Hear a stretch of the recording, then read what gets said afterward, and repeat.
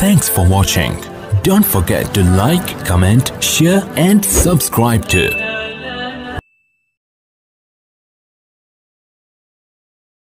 आज जो यहाँ प्रोटेस्ट है, किस बात पर कर रहे हैं आप प्रोटेस्ट? हम हुज़ूर पाक सल्लल्लाहु अलैहि वसल्लम की जो नामूस पे जो नाफाक नुपुर शर्मा ने टिप्पणी की है, गलत अल्फाज के, उसका प्रोटेस्ट कर रहे हैं।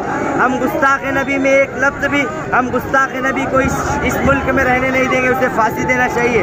कॉन्स्टिट्यूशन ऑफ लॉ में ये कानून होना चाहिए कि जो भी किसी भी मज़हब के, किसी भी हुज़ूर पाक सल्लल्लाहु अलैहि वसल्लम या किसी भी मज़हब के कोई अच्छे आदमी के बारे में कोई बुरा भला कहता है तो उसे जल्द से जल्द फांसी हो, और ये कानून इस हिंदुस्तान के पार्लियामेंट में पास होना चाहिए और ये बिल बनना चाहिए। अगर आपकी मांगे पूरी नहीं हो तो हम अभी आपका एक्शन क्या रहेगा? हम पूरे हिंदुस्तान की गलियों में सर लगा देंगे।